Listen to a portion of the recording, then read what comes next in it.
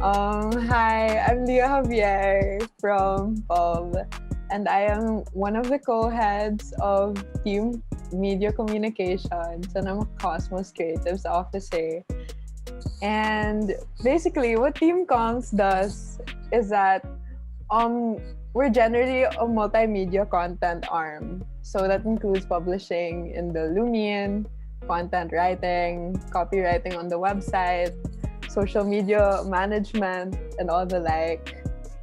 So yeah, everything we do has to uphold the brand equity of JMA. That's one, and our content has to be value adding. What pre-COVID comms did. So that's the semester of Sina Merc and Ping. Um, they focused more on social media content and the social media platform. So they did a lot.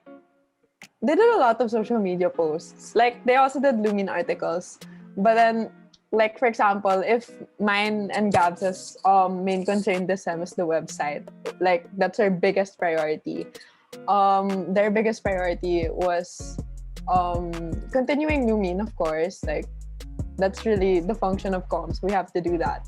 But their biggest priority was social media content also.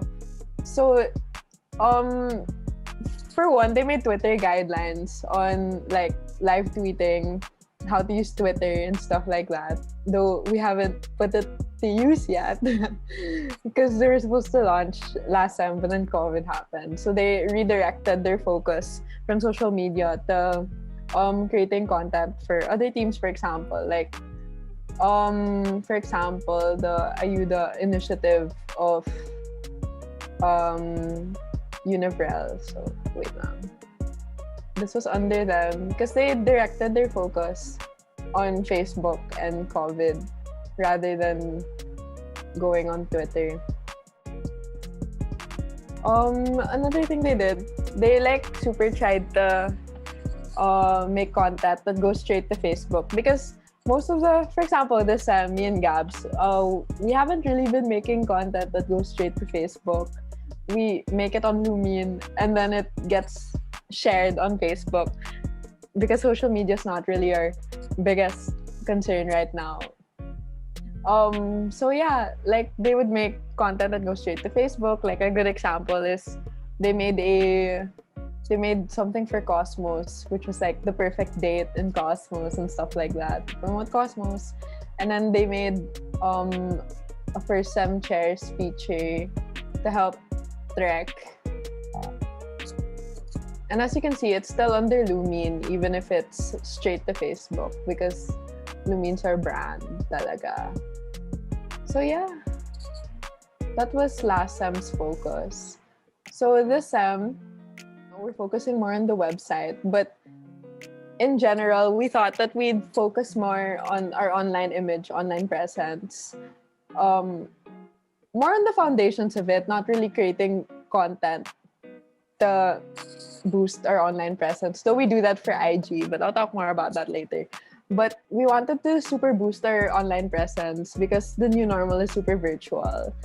And to do this, we had to do a lot of foundation building because the thing about comms, like, it just started last sem. It was a combination of Team Press and Team Media and Communications of 1920A. So they just combined the two functions into comms. So the function of Team Comms wasn't super defined yet last sem. So me and Gabs are trying to super define it, and we're trying to set a foundation so it's easier for the next heads to continue our work.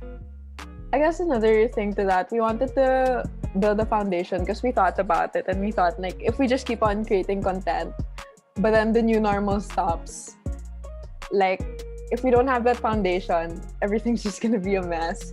Because we wanted to make a foundation that suits the new normal, but after the new normal, or like when we can go out again and when social media isn't as like, or like when there are other big factors other than social media, we can still like, you know, make good content and it won't be that hard. Like for example, with the website, we didn't want to change too much. Like we were thinking of talking about how JMA adapted, but then we thought if we talk too much about how JMA adapted, then in the future they'd have to redo the whole website, which isn't okay. Like, so that's why I built the foundation for it. But also another big problem we saw with the website was that the formatting kind of made it hard to continue the website. Like, a good example.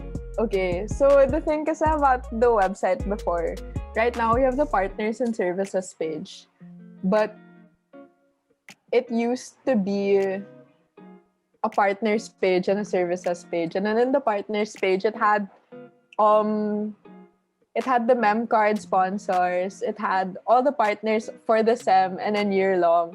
And then when we thought about it, we were like, so that means you have to change it every sem and every year. So that's one whole page you'd have to scrap and then redo every year. So we thought we'd do stuff like this instead. So basically, what we did is that we got our like most relevant, or like the ones that would get us the most traffic, or that would wow future partners. Like, yeah, we got those partners and then we showcase them and we show like in our services, this is what we did for them. So for example, for Takatap, this was the most recent one that we added. They in the consultancy service, they basically help them make a more responsive logo to help with their campaigns. Yeah, I'll talk about responsive logos later when I talk about Lumine rebranding. But then, yeah. So this is one thing we did. I guess another big initiative we did was the rebrand of Lumine. This is how the Lumine page used to look. We super utilized JMA lines and then the logo and then description of Lumine. Same lang. We don't have JMA lines anymore. We totally rebranded Lumine. Because like the thing about Lumine before is that we wanted to make it more about marketing and more friendly to people outside of JMA's more immediate social circle. So that's why we made it celebrating all things marketing for this Scholar ng Bayan. But yeah, because if you go down, you can see how the tone of the articles, like based on the article title, super changed when you go through Lumine. So we wanted to reflect like the current Lumine. So yeah. And then next big project we have the Mega Lumine, which is a magazine. It's honestly backlog from the previous sems because we also wanted to, like, part of the foundation building also is that we wanted to clear out as much backlogs as possible from the previous sems. Like one big backlog was the website. That's done. And another backlog is Mega Lumine 1920B because our big goal talaga is to set a foundation for comms for the future sems. And we can't super address backlogs like Twitter right now and stuff like that. We wanted to lessen the backlog of comms so that we can focus more on the foundation we're setting and then innovate from there, rather than like keep going back and forth between like how it used to be and how it is now and stuff like that. So I guess sadly, like super innovating things and like creating nice viral content isn't in our priority this time because it's all foundation building. And then another big project we have is the JMA Instagram. Like, our goal right now with the Instagram isn't to create like mind-blowing content that would make JMA go viral and stuff. Since we're trying to make JMA's Instagram a portfolio of who JMA is. So like what would happen is that, like, for example, we go viral, people go to the JMA Instagram and then they just see a bunch of random content, but then nothing about JMA itself. So what we're doing is that we're really like putting what JMA is. This is the JMA Instagram at the time of the launch. So as you can see, the foundation building part that we're making is like the stories where we have like the services and stuff. So like this is an example. These are our services. Same thing as everything that's on the website, basically. And then visibility. And then right now we have the projects because we haven't set up the project posts yet. So we'll have to make do with story highlights first, that whenever people go to the Instagram, they still see what the projects are. But it's also here in the brand architecture post. So this is the brand archi of JMA. So this is like what I mean by foundation building. We're like putting what JMA is first, so that when we do have content and like, for example, like it goes viral or like people find JMA, they'll also see what JMA does, like what they are and stuff like that. And they'll also see these most immediate things. Because like story highlights are super important. It's the first thing people will see and it's the only thing that won't get flooded out. And there's another feature that allows you to kind of make story highlights-ish, but they're posts. It's like an album type. So we're gonna do that with the projects when we remove the projects. But yeah, that's another thing we're doing. We're foundation building also on the Insta. So yeah, that's comms this Seb.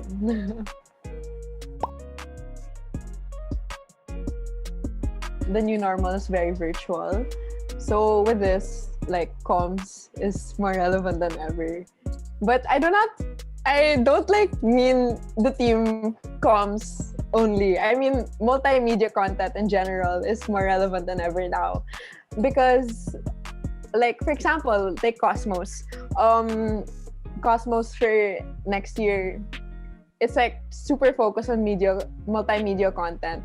Because there's no more on-ground activations, there's no more in-person pre-event, mga ganun. So multimedia is like super important right now since everything is online. So I guess it's like the state of the nation. Everything has to go online, and in this sense, like if you don't adapt to that, you're like in terms of brands or in terms of other things, like if you don't adapt to that need to innovate and put everything online, you're gonna die in this season. So multimedia is super important right now. A good way also to ensure that everything you make, like all your multimedia content, is effective is also like knowing your aspect ratios and stuff to make your communication better. Like not necessarily your pubs better, but it makes your communication better. So what do I mean by like aspect ratios? What are aspect ratios? It's like your canvas size. Like when you open Photoshop or Canva or whatever you use, it asks you for the size of your canvas, and that's the size that your pub is gonna be. So it's super important to have correct aspect ratios because like every social media platform behaves differently. Every social media platform has a different goal. So you have to know your aspect ratios. So I know right now it says that it's for like IG and stuff, but it's okay. For Facebook kasi, or in any social media platform, your safest options are always 1x1, 4x5, 1.91 is the 1, or 16 is the 9, and then this. So basically, this is for like FB stories and stuff like that. But then like for Facebook itself, what's super important is that if you don't know what size to make your pub, the safest option is always 1x1. And then if you think that like you can pull it off, because it's also hard to lay out 4x5, but it's nice for posters. Like posters are super nice in 4x5 because it's a nice portrait picture. Because if you, for example, 2x3, it will get cut. But if you do 4x5, it takes up the whole screen, but not in a way that's like invasive. Yeah. Because the thing about like, for example, if you use 9:16, like the super long one. It takes up absolutely the whole screen. And then you can't see the captions anymore and stuff like that. But the thing about captions is that it's another way to draw in your like target market. So the best is really 4:5, 1:1. If you're making a poster 4:5. But if you want something landscape, the best one is 16:9 because it's nice for videos. Like I use it all the time for videos. It's my go-to for videos. 16:9, that's 1920 by 1080 pixels. Because 16:9, it's a nice looking ratio. It doesn't really disrupt the look, and then like it doesn't get cut and all the like. And then we have Instagram again. Like the safest is 1:1 because when you look at the feed, you only see the immediate square, diba? So that's why 1:1 is the safest. But you can use 4:5 because what's nice about 4:5 on Instagram is that it is the longest you can go without it looking ugly. So it takes up the whole screen when you go on Instagram. I can't share screen my phone, but then like, yeah, it takes up the whole screen, but it looks well proportioned. So that's why it's nice when you have a portrait photo or video. But the thing about it is that you have to take note also of your feed. So you have to, what I do, I put a square on top, then I lower the opacity, then I move everything important to fit in the square. This post it's not in 4:5, but same principle because this is in 16:9, which is also good when you're making landscape stuff on Instagram because yeah, the ratio is pretty and stuff like that. Or it's also nice for videos and stuff. But you have to keep in mind that what's seen in the feed is only the square. So if I open it, like there, it's so long and stuff like that. But then the only thing that's seen is this part. So what I did, I put on Photoshop, I put a square, I lowered the opacity so I could like see what's gonna be seen on my feed, and I could put the things I want seen in my feed in that square and stuff like that. Those are basically the aspect ratios. And then we have this one naman, IG story and IGTV, because it takes up the whole screen. Like, you know naman stories on Instagram and Facebook, and apparently Twitter has stories now. The best ratio is 9:16 because it takes up the whole screen and you make the most use of your space. So, especially if you have like a lot of things to say or you have a big idea for your design, it's nice to have it in a 9:16. And then we have Twitter aspect ratios. So Twitter is really weird with the way they show their pictures. So what I would do for this one, for one image, is that I would do 16:9. So that's the super long landscape photo. Like, for example, if you have a poster and then you want to post it on Twitter, you have to change their aspect ratios because the thing about Twitter is that it's so fast-paced. So it's nice that you don't need to open a picture to read everything because people on Twitter just keep scrolling. So you want everything to be accessible already. And then like for these pictures, I do 4:5. Like all the 7:8, like you don't have to follow that. This one I'd also do 16:9. So generally my landscape photos are 16:9, my portrait photos are 4:5. This one I reformatted it for We Champion, so I can talk about this one more. Because the other We Champion posts, I wasn't the one who reformatted it. They just like sent it to me and asked me if this was like appropriate for Twitter and stuff. So if you look at the original poster. Okay, I have to go on Facebook for the original poster. It's a 4x5. And the thing about 4x5 pictures on Twitter is that it's gonna get cut in a very ugly way, and you'll see none of the information that should be seen and stuff like that. Like, I'll show you what probably would have been seen. I didn't test it, so I don't know for sure. But then they normally get the 16:9 part in the middle. So I'll show you what would have been seen. What would have been seen on Twitter if they used their 4x5 poster is just this. So literally, what you don't see is what the webinar is actually about, which is like one of the most, like, no, it is the most important part. Like, what is the webinar about? You won't see the partners, which will matter to the partners, and you'll only see the speakers. But in this case, it's still kind of okay because like you see the speakers and you're like, wow, what's this? So you press.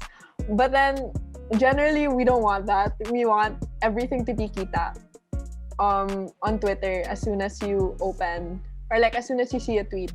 So that's why, like, if we look at the reformatting, even if I don't open the picture, because if I open the picture, it's literally the same. Nothing is cropped out.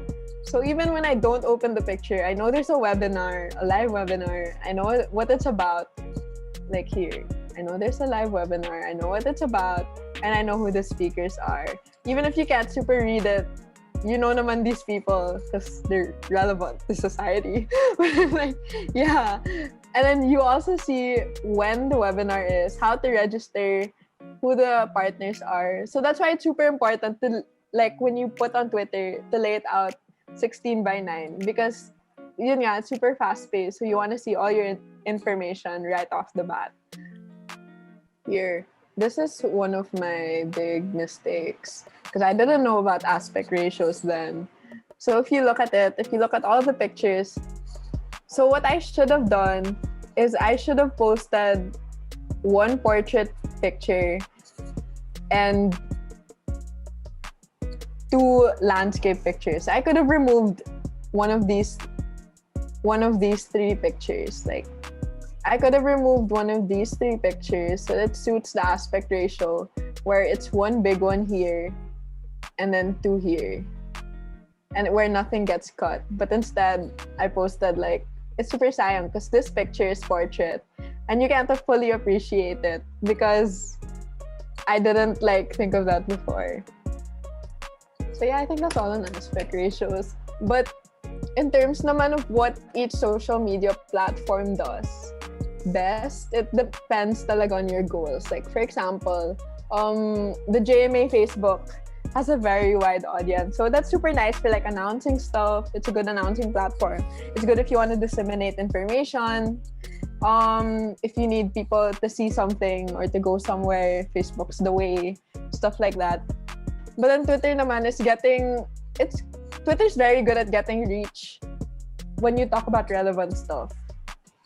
When you want to get a completely, somewhat new audience, Twitter's also useful. Like, for example, the We Champion webinars.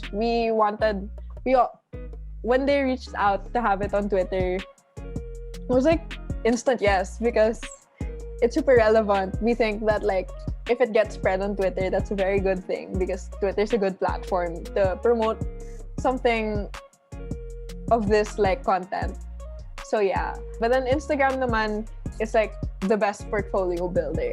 Because the thing about Instagram is that you can't really use Instagram to announce stuff. I mean, you can in your stories, and you can, like, put an announcement.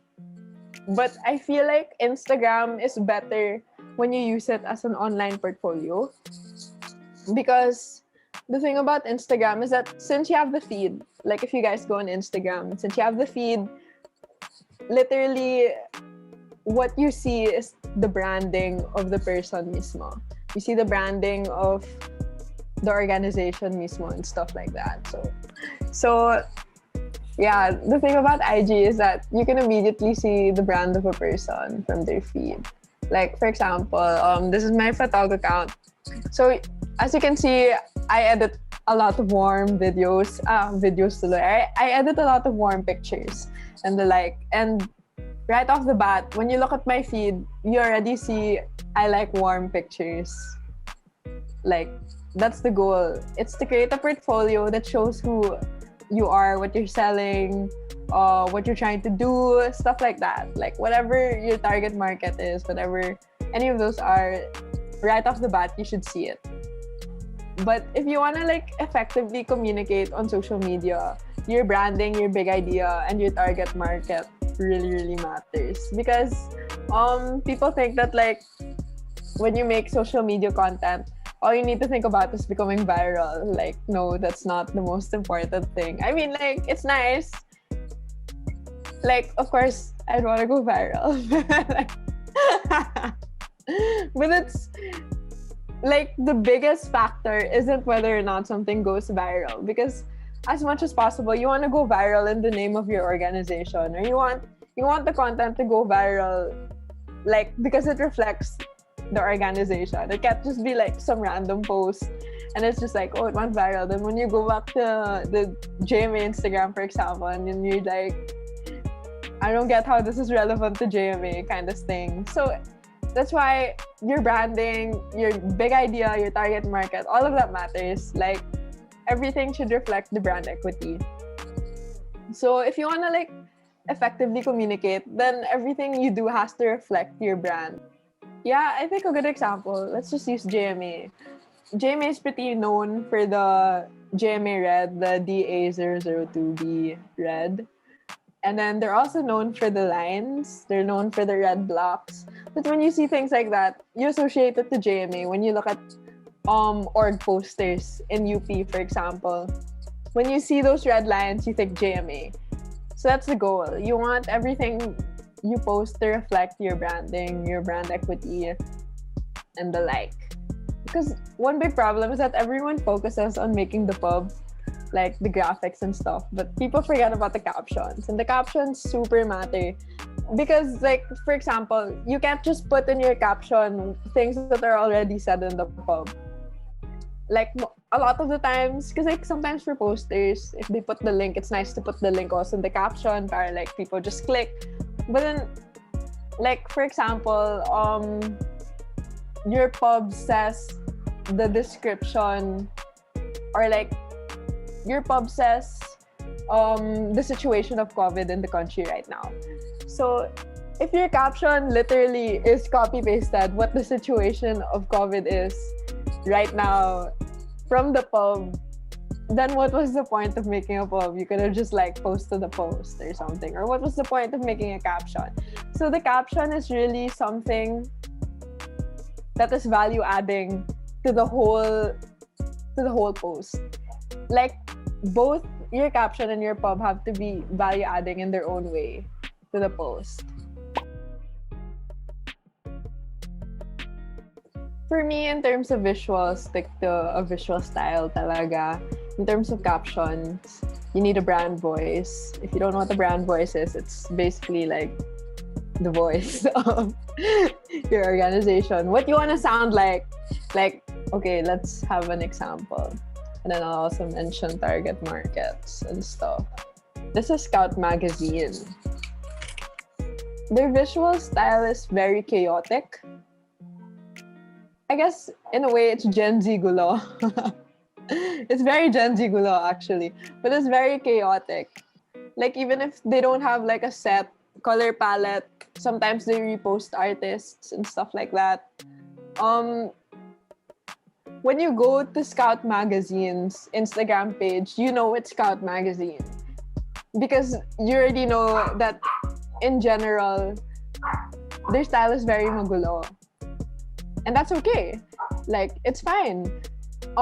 Because they also take note of their target market. So, I don't know who coined Gen Z gulo. I feel like it's a JMA term, honestly.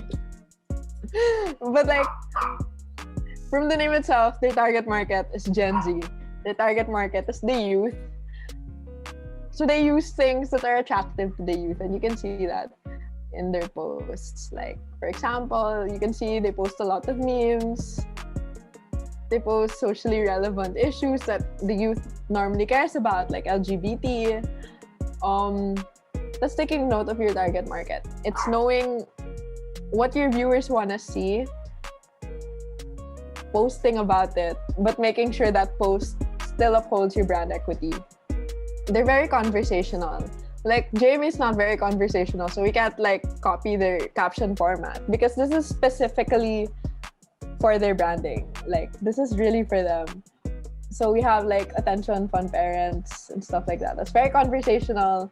It's very scout.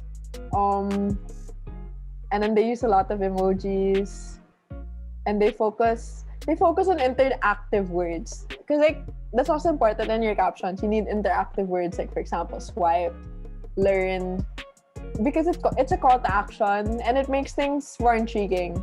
That's also important because like you can't just like focus on your target market and like expect them to read it. You have to like make your target market want to do something, and a good way to do that is also through action words and stuff like that. I think another good example would be Cosmos. Like last time they had like those cosmic comics and stuff. I found it really genius because like the whole storytelling was about like we all know Cosmos branding, we all know how it looks. Like when you see something in that kind of vectored style, you think Cosmos. I found it really genius how they had the Cosmic Comics initiative, and then they used it to create a storytelling about like love in Cosmos and stuff, or like cosmic love and stuff. I found that really genius and stuff. Yeah.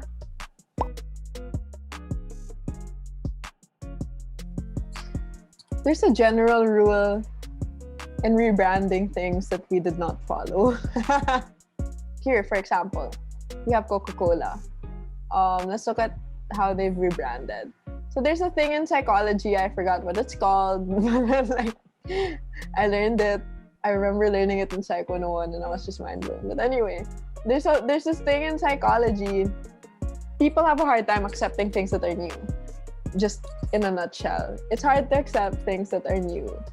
So this matters a lot when you rebrand, because the general rule is that when you rebrand, you can't go too far from the old one.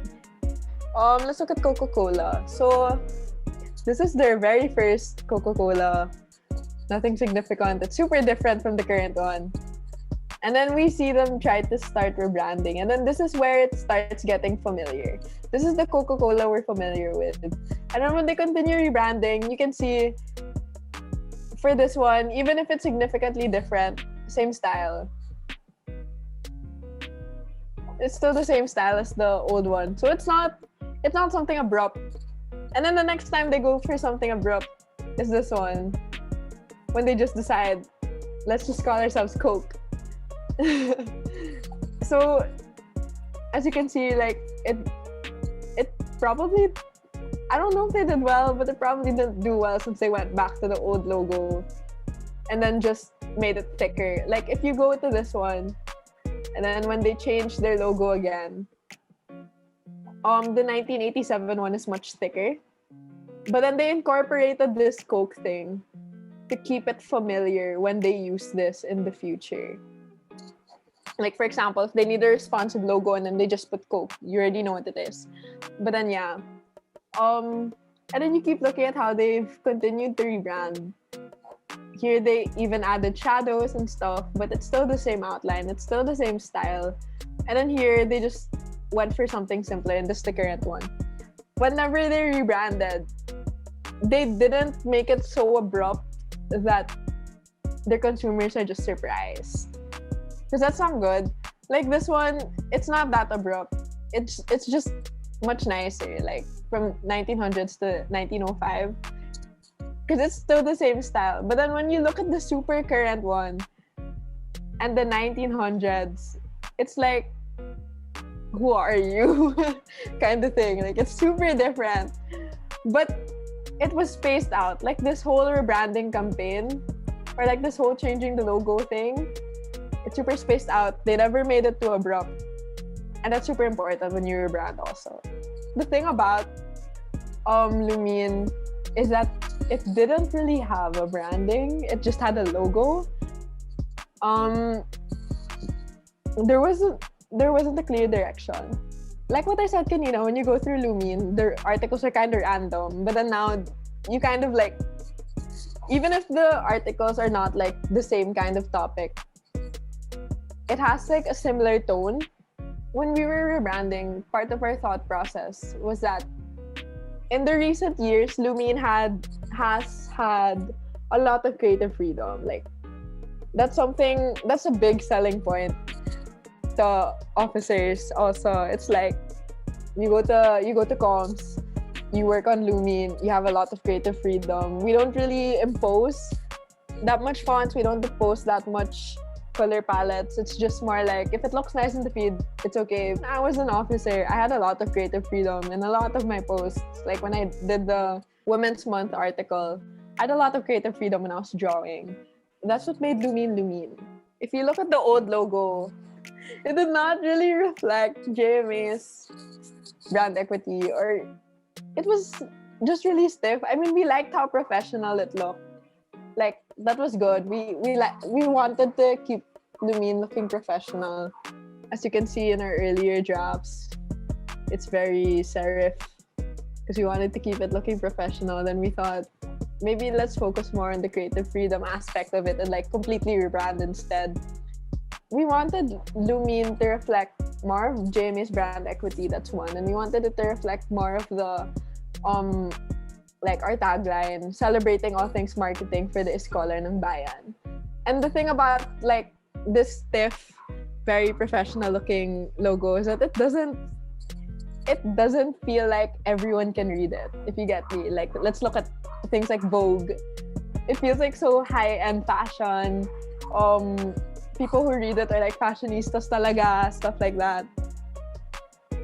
And it doesn't feel like, it makes you like the thing about, or like personally with Vogue, it makes you feel like, wow, I could never dress that way.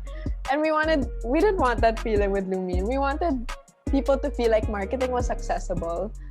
Our content is easy to read, easy to access, and stuff like that. So that's what we wanted to reflect.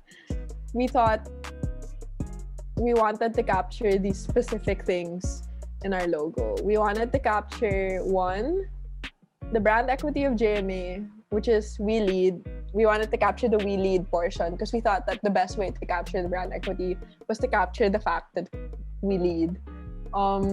So to capture that, we made a man running forward. But yeah, anyway, we wanted to capture the brand equity through we lead. We wanted to capture Lumine as a publication arm, and we wanted to show how Lumine is an avenue for creative freedom and something with content that anyone can ingest and easy to digest content, basically. So how we did it, we had the ideation process. Whoa, wrong picture. We had the ideation process. We started with a peg. Our peg was Young Star because we thought it really captured what we wanted. It had like the freedom. It had what we wanted in that aspect. So what we really had to worry about was capturing the brand equity and the like. So we wanted a very responsive logo, but these are responsive logos. So this is the full Disney logo. They put this at the start of the movies and stuff like that. Then they have this logo, the Walt Disney. They put this in like important parts, but it's not like it's more usable because it has less space. It takes up less space. And then we have this one. This is the one we see most of the time because it's the one that they use the most. It's like, yeah, it's the one they use the most. You see it in like the corner of videos, mga ganon. And then we have this one, their smallest logo, which they use. Actually, I don't really see this one often, but then whenever you see it, you still think Disney. So this is a responsive logo. Basically, our responsive logo is a logo that responds to what you need. So with this, you have an icon, and then you have the full logo. And then these are all of the variations. We didn't want to like have 4 different variations for the logo. We stuck to 2 variations.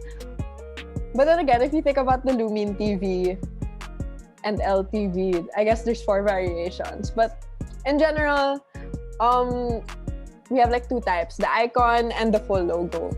So why did we do this? It's because we wanted our logo to be more usable. So yeah, so that's what we mean by responsive logos. But okay, let's go back to the ideation process. So we started with a peg. The peg was Young Star because we liked how free-spirited it was and how it reflected the target market, which was the youth, without feeling too unprofessional, because it isn't too unprofessional. It's like it's not too unprofessional, it's not too messy. You just know it and stuff like that. It still feels like a magazine.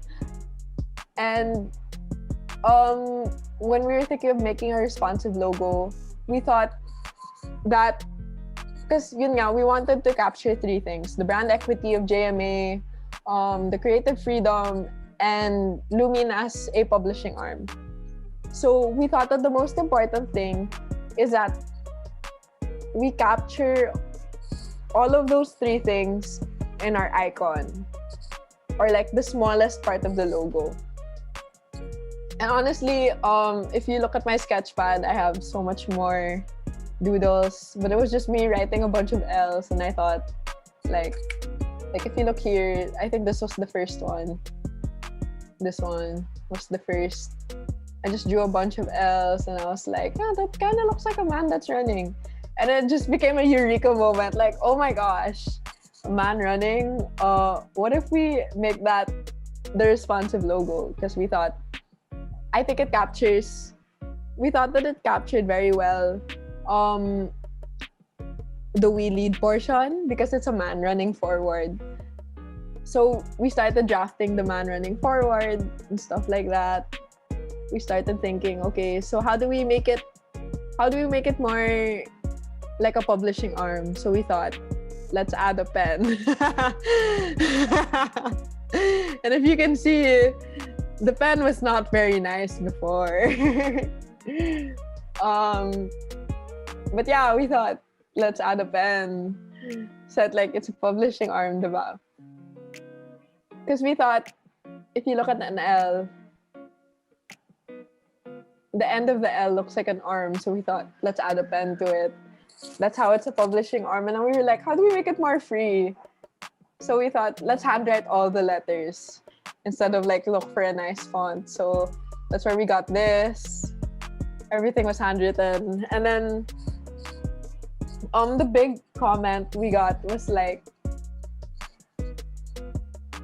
it was too in your face. So we were like, maybe let's stray away from the old logo. Let's just let go of all the serifs, and let's just go sans serifs, sans, and stuff like that. So that's where we started with this. And we thought, okay, I think this is pretty responsive pa rin. It captures the creative freedom because, it's a handwritten letter. It feels very loose. And it looks like a man running forward. So we started drafting the other letters, and we made it handwritten for the creative freedom part. And then we got to here. This arrow under was literally the last addition. It was added after we redrew all the letters na and made it look cleaner. Because we thought, like, yeah, it looks like a man running, but it doesn't really reflect we lead because it, there's no direction. Like, when you lead, you can't just be aimless. You gotta have a direction. So we thought, let's add an arrow at the bottom. And then this is our Lumine TV variation. In the big Lumine logo, the TV is in the corner. The TV is here. Yeah, so this is our Lumine TV variation. We use it for all of our videos. This one we use for all of our pubs. This is for like our big things, the more important. Like the big things where we really need to stress that this is Lumine. We have an intro also for our videos. I find it pretty cute. No bias. Just kidding. But this is the intro for our videos also. I'll show you later. But then as you can see in our logo, we have 3 colors. JMA red, that's the dab red. And then we have full black, and then we have full white. So it's more accessible, more useful. So as you can see, like it's a person running, very free-spirited, and we kept the pen. I don't know if people notice it, but this is actually a pen. We wanted it to be discreet because the big problem was that it was too in your face. But then we wanted to keep the pen because it's a publishing arm. So it's like, you know how like other logos, there's like hidden Mickeys. This is our hidden Mickey. It's a pen. Yeah, so and then the whole Lumine branding, as you can see, reflects a lot the free-spiritedness, the creative freedom of our members and stuff like that. If you see all of our individual articles, I think my Chrome froze. Yeah. If you look at the individual articles, we put the L only there, see? You only put the L, that's why it's responsive. Because the thing about the old logo, look at how much space it takes up, then it has to be big so that you can read the whole thing. That's not responsive, so we wanted something responsive. So we wanted an icon. And then this is our video, this is our animation for our videos. We thought it would be cute if we made the person run and then jump into the Lumine word. You can't see it jumping into the Lumine word, but we have an animation of it jumping into it talaga. And we wanted it to super reflect also, like this part, the one where the arrow moves. Because if you look at the JMA animation logo, I don't know if you guys noticed, but there's also a line under we lead that like just shows itself. So we wanted to reflect that. And that's also why we added the arrow actually, to reflect the JMA animation, the logo animation. So yeah, that's Lumine rebranding for you guys, I guess. That's Lumine rebranding. Okay, so for the JMA website, you know what? Actually, parang you made some kanina about it. Pero pwede like the overall na lang. Yeah, I'll show you the About Us page before. Sige. Because that's the best example of how we did the website. Because the About Us is very different. It was, kumbaga, the About Us was really the About Us and Lumine page were really like our direction setters because we did them at the same time. We split the team into 2 groups that time. Gabs and 2 other people. Gabs, Rinzi, and Andrea did the Lumine page.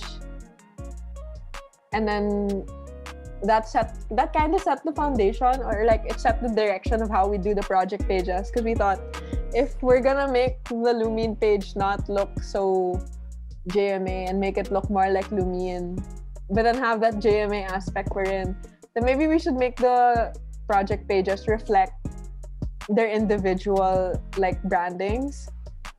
And then the About Us super set the direction. That was me and Merk naman. It super directed. It super set the direction for all the pages that are like objective JMA. Like for example, the About Us, the homepage. We also did that first, but it wasn't really a direction setter as much as the About Us was. But the About Us also set the direction for the awards page. It set the direction for the services page, stuff like that. So yeah, this is the About Us page. As you can see, it's very GMA lines heavy. Instead of using GMA red, they used maroon. I don't remember the hex code, but they used maroon instead.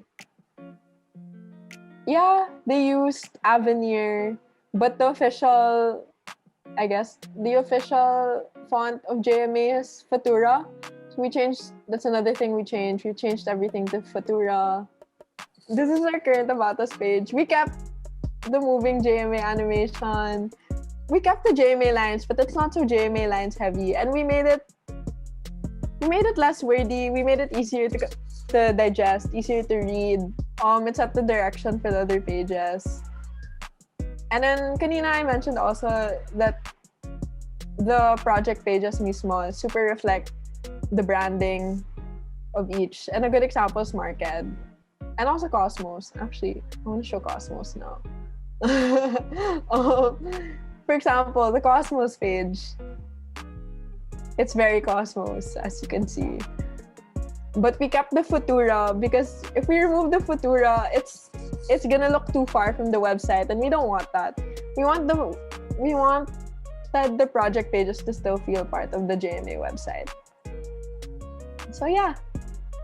Another thing we super changed was adding this footer because we did a little research on SEO. I'm not an expert, but the thing about SEO, if you want something to be easier to find on Google, you have to put all your information right off the bat on the homepage and stuff like that. But instead of putting on the homepage, we put it in the footer so that like it's on all pages. And also because like, for example, when a partner is going through Cosmos page and then they're like, wow, this is so nice, I want to partner with them now.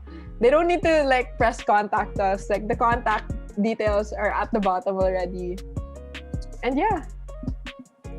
So that's part of our ways that we tried to make it more SEO friendly. I actually want to change the pages a little more to make it even more SEO friendly. But then, yeah.